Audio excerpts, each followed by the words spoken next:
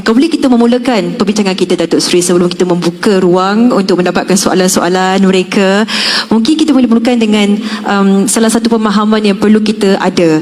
Memandangkan Datuk Seri mengumumkan Malaysia Madani ini sebagai lonjakan baru kepada pergerakan negara kita untuk memastikan negara kita ke arah yang lebih bagus. Jadi untuk pemahaman peserta forum, rakyat sekalian, berdasarkan pengalaman dan visi Datuk Seri sendiri, bagaimana sebenarnya Malaysia Madani ini mampu untuk memperkukuhkan bukan sahaja pertahanan, benteng negara dan sebagainya, tetapi juga struktur keutuhan sistem dalaman kita untuk jangka masa panjang. Mungkin Datuk Seri boleh perincikan bagaimana kita boleh menerapkan Malaysia Madani itu dalam jiwa kita supaya penugasan itu lebih baik, Datuk Seri. Kalau nak rumuskan, ya, dia punya sistem nilai. Selalunya negara dia kata pertumbuhan negara, ya, mutu pendidikan, kemudahan kesihatan, betul. Tetapi yang kita nak pupuk juga sebagai manusia, sistem nilai, nilai kemanusiaan, soal akhlak, soal tanggungjawab, soal rahmah, saya sebut ihsan, amanah. Ini hal-hal kadang-kadang dalam negara dia tak sangat memberi penekanan. Jadi bagi saya nilai itu penting. Dan kita nak pupukkan rasa tanggungjawab, penyempurnaan tanggungjawab masing-masing, kerana semuanya akan dipersoalkan. Kullukum ra'in wa kullukum mas'ulun an ra'iyati. Tanggungjawab itu bukan saja kepada jabatan, bukan saja kepada negara, tapi akhirnya kepada Allah SWT. Nanti dia bisik saya, dia kata you tak sebut JPJ. Saya ingat saya sebut JPJ tak. Satu, keduanya dia kata bagilah JPJ itu komputer dengan kereta untuk kuat kuasa. Lulus. Johan ambil catatan, kelulusan segera berapa komputer nak bagi tahu, bapa tak bagi tahu, tapi komputer dan kereta untuk JPJ. Anthony Loke kata Daim sangat kesian pula, ya. Kutip 4 bilion, ya. Bagilah 4 juta dulu. Komputer dan car, saya tanya tadi, Ketua Pengarah dia relax, tak bagi tahu apa, saya pun okey lah. Macam dulu raja-raja pergi melawat, sini cerita dulu, jangan tanya, tengok-tengok, pergi satu negara, Amat Bendahara, Datuk Pengulu, apa gerangan keadaan di negara kita? Ampun tuanku, beribu-ribu ampun. Sesungguhnya negara ini aman sentosa di bawah lindungan dan payung tuanku. Ampun tuanku. Tuanku membalik, Lanu dah Lanu nak ada, pencuri ada, tak cerita sebab takut dah cerita. Jadi kita kena belajar ikut peraturan dia, tapi hal-hal yang penting mesti disampaikan. Boleh, Ketua Pengarah JPJ dah dapat cukup, jangan cakap banyak. Integriti itu yang diselitkan oleh Datuk Seri sendiri pada masa yang sama, memastikan kesamarataan. Boleh kita berikan tepukan yang gemuruh kepada Datuk Seri kerana memastikan inisiatif-inisiatif ini sama rata dan sampai kepada keseluruhan agensi penguasaan. Baik Datuk Seri dan juga Dewan Kehormat, saya rasa tibalah masanya untuk kita membuka ruang supaya kita boleh mendengar sendiri suara, soalan atau apa-apa sahaja yang berada di dada mereka mewakili agensi penguasaan negara. Dan semestinya telah pun diumumkan oleh Tuan Pengacara tadi, tempat untuk anda bersedia, anda berada di bahagian pertengahan Dewan ini, di belakang anda. Jadi kita akan terus membuka ruang ini dan mempersilakan anggota yang pertama, sila memperkenalkan diri anda, dari agensi mana, dan soalan terus ditujukan kepada Yang Amat Berhormat Datuk Seri. Assalamualaikum dan salam Malaysia Madani. Datuk Seri, saya Selmiah binti Ladulu, wakil daripada Jabatan Pengangkutan Jalan. Ingin mengutarakan 2 soalan. Soalan pertama, gagasan Malaysia Madani menuntut kolaborasi padu dalam tata kelola antara kerajaan dan rakyat ke arah menjadikan Malaysia yang hebat, bersih, makmur dan mampan. Keberhasilan membangunkan Malaysia Madani yang diaspirasikan memerlukan agensi penguatkuasaan berfungsi dengan cekap dan berkesan, menguatkuasakan segala peraturan berteraskan undang-undang tanpa kecuali. Kendati pun begitu, kekangan terbesar kepada agensi penguatkuasaan secara keseluruhannya dalam melaksanakan tugas adalah elemen campur tangan dan tekanan politik dalam pelbagai bentuk. Datuk Seri, pertanyaan kami, sejauh manakah tekad politik or your political will kepimpinan kerajaan untuk memastikan elemen campur tangan dan tekanan politik kepada agensi penguatkuasaan berteraskan undang-undang yang dilaksanakan oleh pihak kepimpinan kerajaan? Dan apakah mekanisme pelaksanaan yang lebih efektif dirancang oleh Datuk Seri? Yang tu adalah soalan pertama. Saya teruskan dengan soalan yang kedua, Datuk Seri. Sebagai satu bagi orang lain belakang. Boleh tak satu soalan tu? Satu persatu, Puan. Terima kasih. Yang lain tu, Boleh. terima kasih. Ni saya ingat Ketua Pengarah SPH suruh tanya ke? Okey. Dan jawapannya begini.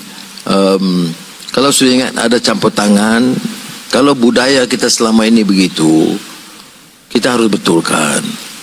Ada kalau orang bagi pandangan, kita boleh dengar, tapi tidak boleh ada campur tangan yang melanggar peraturan dan kuasa yang ada. Dan saudara Anthony Loke telah tunjuk contoh yang baik, tidak mengganggu gugat kerja pegawai profesional. Saya bekerja sama lama dengan Ketasi KSN, KPPA, mereka tahu ada pandangan, ada saya setuju tak setuju, kita bincang, tapi kita tidak boleh campur. Dan saya pesan dalam mesyuarat jemaah berteri pun begitu rupa juga, bukan sekat peringkat JPJ. Jadi saya beri jaminan begitu. Kalau tekad politik, saya ingat saya setegas mungkin dah, sampai orang marah dengan saya dah. Anwar dia tak ada lain kah?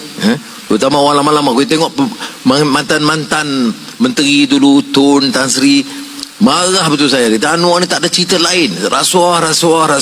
Yang kamu takut sangat sebab apa? Sebab apa takut sangat kalau bila dengar soal rasuah? Sebab kalau kita selongkar, orang-orang ini kekayaan dia melimpah-limpah, ya? Jadi tekad politik itu sudah sangat jelas. Karena saya yakin kalau nak selamatkan negara ini, dia mesti ada anjakan daripada cara lama kita. Yang baik kita kekalkan, tapi cara lama di mana membiarkan ketirisan, campur tangan, ya, dan melanggar peraturan, ini mesti dibetulkan. Ya, terima kasih.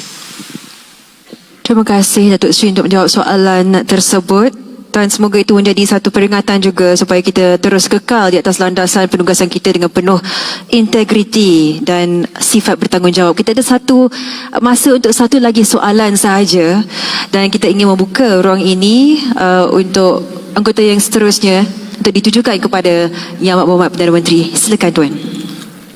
Baik. Assalamualaikum warahmatullahi taala wabarakatuh. Nama saya Muhammad Azhar bin Muhammad Razali daripada Jabatan Kastam Diraja Malaysia Putrajaya. Baik Datuk Seri, berasaskan pada teras madani, ihsan, sejahtera yang selalu Datuk Seri tekankan, bagaimanakah Datuk melihat dari sudut pandang elemen penjawat awam, khususnya pegawai penguatkuasa, iaitu Jabatan Kastam yang bernaung secara terus di bawah Kementerian Kewangan? Apakah ada cadangan dan pandangan dari pihak Datuk Seri untuk mengkaji semula elang-elang khas ataupun tangga gaji baru untuk pejabat awam penguatkuasaan yang seiring dengan visi Kastam, iaitu memelihara ekonomi dan mengawal sempadan ke arah negara progresif? Terima kasih Datuk Seri. Terima kasih atas soalan tersebut. Baik, terima kasih. Memang allowance penguatkuasaan tu ada, tapi oleh kerana custom dia kira ada bonus, dia punya perkiraan lain, betul kita tak bagi lagi.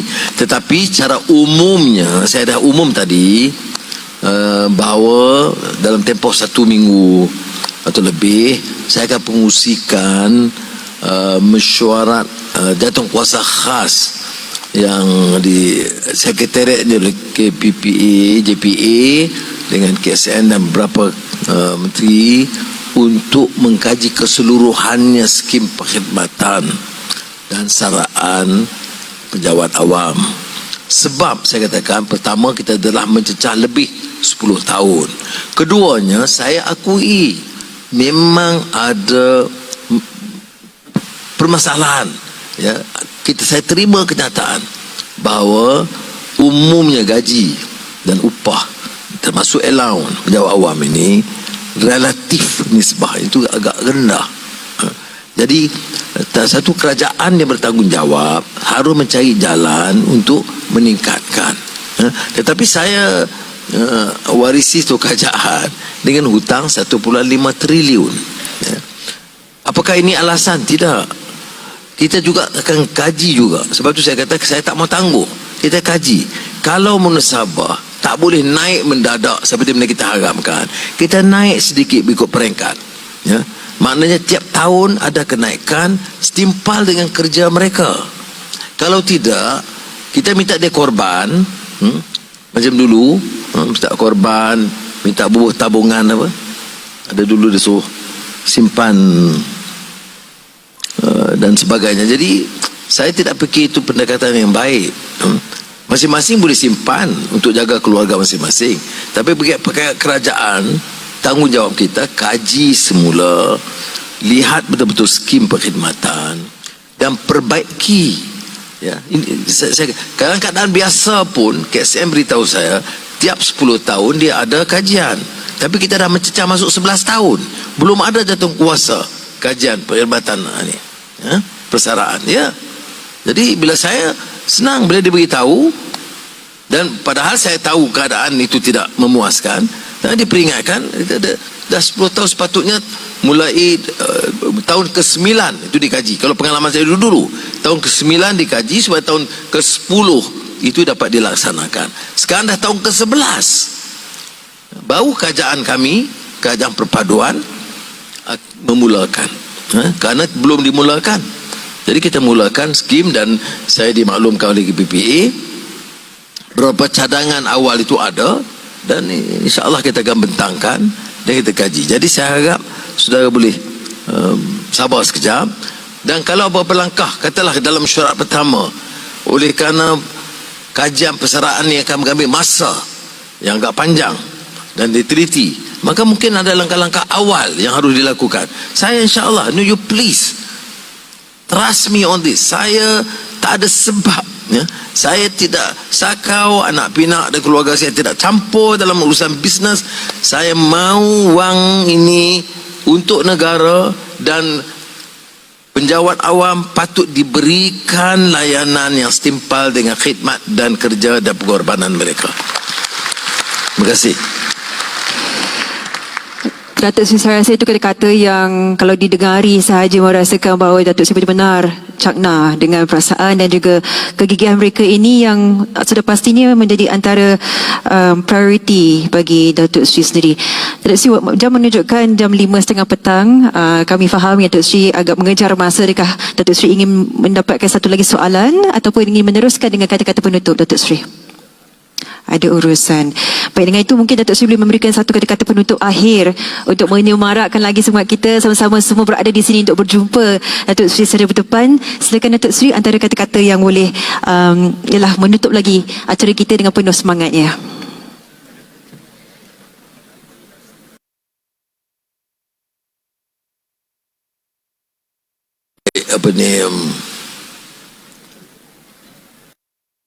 Pertama, terima kasih. Keduanya, meletak harapan tinggi pada saudara. You perform better, you deserve better. Mudah. Saya tak mahu umpamanya kalau kami mendapat lebih pun tak dapat apa. Tak betul. Saya dah bagi tahu, kalau manfaatnya dapat keluarga kita, rakyat kita dan saudara sendiri, kita akan usahakan dapat. Saya faham, saya simple.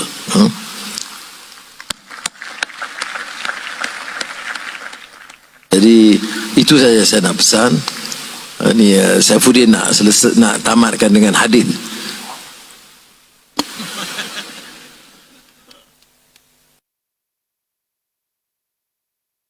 bahaya ni dia pelepas ni. Hadis PSU. Okey, baik.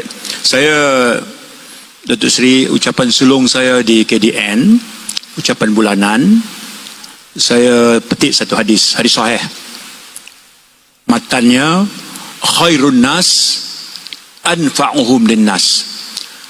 Nabi kata sebaik-baik manusia ialah mereka yang memberi manfaat kepada orang lain.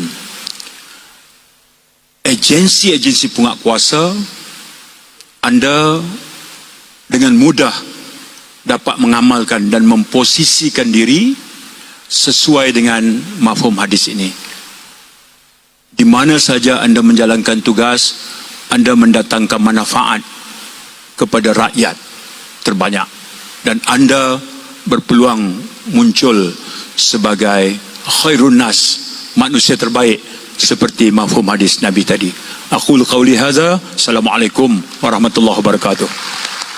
Kemudian penutupnya Anthony Loke bukan hadis. Tapi kata penutup lah. Terima kasih Yang Berhormat Perdana Menteri kerana memberikan peluang untuk menyatakan sepatah dua kata. Saya bagi pihak agensi di bawah Kementerian Pengangkutan, khususnya Jabatan Pengangkutan Jalan, sudah tentu mengucapkan terima kasih di atas keprihatinan Yang Berhormat Perdana Menteri di atas kekurangan yang kita hadapi.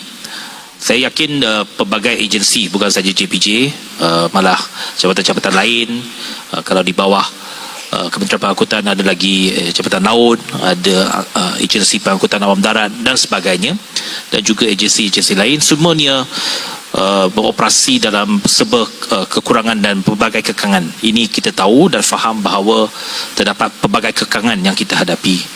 Namun begitu, dengan komitmen yang telah pun ditunjukkan oleh Yang Berhormat, kita yakin bahawa pentadbiran kerajaan akan menjadi lebih sempurna dengan sokongan daripada kepimpinan tertinggi negara supaya sumber-sumber yang perlu kita ada dapat diperkasakan dan dapat kita dapat supaya dapat membantu perjalanan tanggungjawab dan tugas agensi masing-masing. Ini sesuatu yang saya tahu bahawa di dalam JPJ berkali-kali telah berjumpa dengan saya mengatakan bahawa pelbagai kekangan kereta-kereta penguatkuasa kita sudah lebih 10 tahun. Ada yang hampir condemn dah tapi masih beroperasi lagi. Komputer-komputer yang sudah lebih 5 tahun belum di-upgrade dan sebagainya. Semuanya ini merupakan kekangan. Tetapi pada masa yang sama mereka tetap bertugas dengan bersungguh-sungguh dan supaya kita dapat menjaga kepentingan dan kebajikan daripada rakyat. Jadi saya ucapkan terima kasih. Di peringkat kementerian kita sudah tentu akan terus berusaha untuk membantu menjayakan agenda Malaysia Madani. Terima kasih. PSN. Terima kasih Yang Berhormat Datuk Seri Perdana Menteri. Seperti yang sering saya maklumkan pada pejabat awam, Perdana Menteri sangat percaya kepada keupayaan dan kebolehan dan keyakinan beliau sangat tinggi kepada kita sebagai penjabat awam, dan anggota penguatkuasa tuan-tuan dan puan telah pun dipilih ke jawatan ataupun kedudukan yang ada pada tuan-tuan dan puan bagi Datuk Tan Sri. Buktikanlah bahawa pilihan yang diberi pada kita adalah pilihan yang tepat untuk melaksanakan tugas. Jadi kita seperti mana yang saya sebut, Yang Berhormat Menteri percaya kepada keupayaan kita balas kepercayaan Yang Berhormat Menteri dengan membuktikan kita melaksanakan tugasan seperti mana yang diamanahkan. Itu je Datuk Seri. Terima kasih.